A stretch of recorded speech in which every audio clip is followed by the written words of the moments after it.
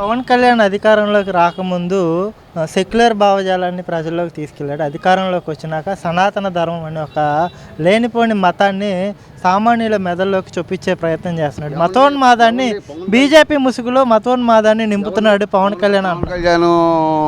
పవన్ కళ్యాణ్ కష్టపడ్డాడు కాబట్టి ఇలా గవర్నమెంట్ ఫామ్ అయింది. మళ్ళీ చంద్రబాబు నాయుడు ఇద్దరు ఇరువుగా పోటీ చేసినట్టే వాడు నూకేసేవాడు, మనకి నూకేసేవాడు, అప్పలంగా నూకేసేవాడు. మేము అయిపోయేవాళ్ళం. మళ్ళీ 5 ఏళ్ళు తరుణ్ తినేవాళ్ళు ఆ శాతం. అంతేగాని పవన్ కళ్యాణ్ గట్టి పట్టుబట్టి ఓటు ఎడకుండా, ఓటు పోకుండా, ఓటు దాంట్లో పడితేట్టు ఆయన కూటమి పవన్ కళ్యాణ్ మారిపోలేదా అధికారంలోకి వచ్చిన? పవన్ కళ్యాణ్ ఏం మారలా. అది మనం అనుకోవటం పవన్ కళ్యాణ్ మారాడని. ఆయన చాలా మంచివాడు, ఆయన చాలా మంచివాడు. ఆయన ఎదిగిస్తారు కార్యకర్తలు ఏంటంటే ఏదో లబ్ధి పొందాలని, ఎడగొట్టాలని ఆడు పొంచుకేసుకొని కూర్చున్నాడు. ఎవరో అన్నయ్య ఈయన ఎడగొట్టేసేస్తే లోకొచ్చని వీళ్ళు 15 సంవత్సరాల దాకా ఇడిపోయేదే జరగదు. పకట కళ్ళ కలవద్దు జగన్ అన్నయ్య, నువ్వు కళ్ళు మూసుకొని కూడా కళ్ళ కనవద్దు. 15 సంవత్సరాలు గ్యారెంటీ కూటమి. చంద్రబాబు నాయుడు ముఖ్యమంత్రి 15 ఏళ్ళు. ఏంటి ఆయన శరీరం గట్టిది. కొబ్బరికాయ కొలగలక కొబ్బరికాయ కొట్టి అవలేగలు ఎత్తుడు. అంటే ఈ ప్రభుత్వానికి ఎన్ని మార్కులు వేస్తారు? 9 నెలల పరిపాలన 100 మార్కులు. 90 మార్కులు వేసేది ఏంటండి? ఒకటి ఏంటండి 100 10 కాదు, ఒకటేమన్నా లేకపోతే మాకు వాడి గుడిసెల్లో పెడతాం. వాడికి వాడు మామూలుడు అయితే చెల్లుని న్యాయం చేయమను, వాళ్ళ సొంత చెల్లుని న్యాయం చేసుకోమను. ఇంకో బాబాయ్ కూతురు ఉంది, ఆమె న్యాయం చేసుకోమను. ఆయన ఏమండి అసలు న్యాయం చేసుకోమను. మా గురించి ఎందుకండి? అసలు మా గురించి ఎందుకు? బాబు గారి గురించి లేకపోతే బాబు గారు పోలీసు వాళ్ళు బట్టలు తెస్తావా? పోలీసులు పిచ్చోళ్ళ కనపడుతున్నారా నీకు? వాళ్ళు ఎండలో ఆ రకం కష్టపడుతున్నారు తెలుసు. నువ్వు వస్తే నువ్వు బయలుదేరుతున్నావు, 6 గంటల సేపు నువ్వు వచ్చి 10 గంటలైనా సరే 10 గంటల ఎండలో వాళ్ళు పోలీసు వాళ్ళు పాపం రోడ్డు మీద నిలబడుతున్నారు. పాపం మంచినీళ్ళు ఉండవు వాళ్ళకి, ఎండ కూర్చుంటే కుర్చీ ఉండదు, స్టూల్ ఉండదు. వాళ్ళు ఎంత కష్టం చేస్తుంటే ట్రాఫిక్ పోలీసులు కానీ వాళ్ళు కానీ వాళ్ళ బట్టలు తెస్తావు. నువ్వు ఉపతి వాళ్ళ బట్టలు ఉపతి నీకే బట్టలు తీయాలి, వాళ్ళే కూడా తెస్తారు.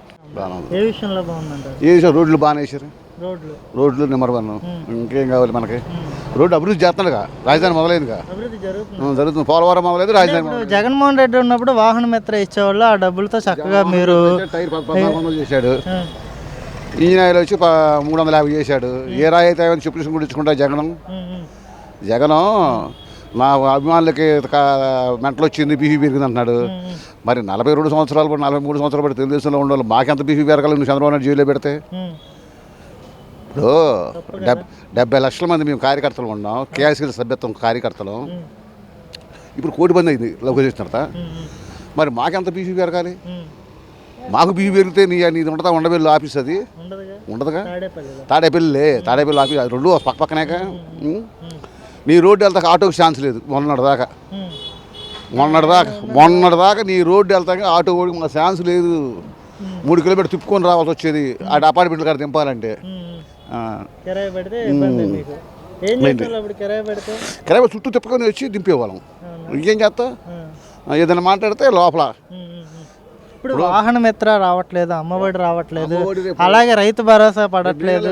చాలా మందికి రావాల్సిన పథకాలన్నీ ఆపేశారు. కూటమి అంతా కూడా ఇచ్చిన హామీలన్నీ కూడా తొంగలో తొక్కి ప్రజల్ని మోసం చేసి అధికారంలోకి వచ్చింది. అదే నేనుంటే ఈ పార్టీకి మీకు ప్రతి నెల ఏదో ఒక పథకం రూపంలో డబ్బులు పడాయని చెప్పేసి జగన్మోహన్ రెడ్డి గారు అంటున్నారు. డబ్బులు ఇంకా ఇప్పుడు ఎక్కంగానే అదేదో రాజు మీద బొమ్మ తీసేశాడు బాబు గారు, చెత్త పన్ను తీసేశాడు, మందు రేటు తగ్గించాడు, రోడ్లు వేసాడు, ఇంకేంటిది పింఛన్లు 4000 చేశాడు.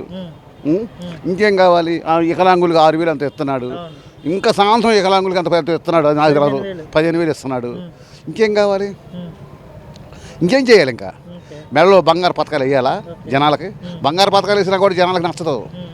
జనం ఇవాళ కోరి చంద్రబాబు నాయుడు పవన్ కళ్యాణ్ తెచ్చుకున్నారు. చేస్తారు, కంగారు పడితే కుదురుద్ది. నిశ్చల వస్తువులు దొరుకుతుంది. ఆయన తగ్గించాడా? మా నాన్న జగన్ అన్నయ్య. లేకపోతే బూతులే కదండి. పిల్లలు కూడా దడుచుకున్న వాళ్ళు టీవీ పెట్టాలండి, పిల్లలు కూడా దడుచుకుని పారిపోయేవాళ్ళు టీవీ చూడాలంటే. బాగా బాధ కలిగించిన అంశం ఏంటి గత ప్రభుత్వం? నాకు బాగా బాధ కలిగిన అంశం ముందు పెదాబేది కొలుతువే ఆయనకి పట్టింది దరిద్రం.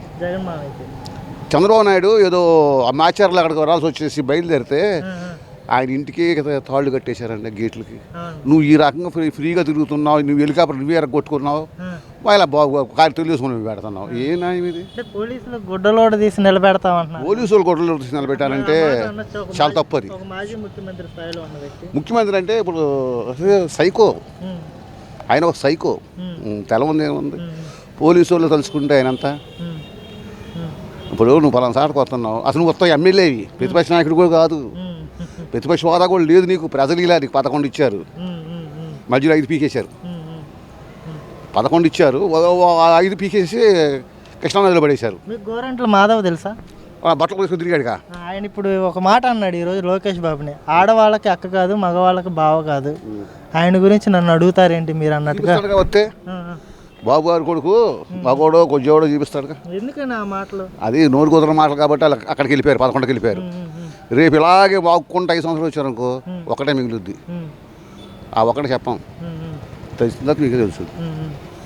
ఏంటి. మాలో తెలుగుదేశం కార్యకర్తలు కసి పెరుగుతున్నాడు. జనసేన తెలుగుదేశం కార్యకర్తల్లో కసి పెరుగుతుంది. ఇప్పుడు వీళ్ళు తిట్లుకి ఇంకా మాలో ఉన్న కసి మేము మెలకుండా ఉన్నాం. చట్టం దాని మరి చేసుకుంటూ పోద్దులని చెప్పి మెలకుండా ఉన్నాం. Thank you. Thank you. జై తెలుగుదేశం, జై చంద్రబాబు నాయుడు, జై పవన్ కళ్యాణ్.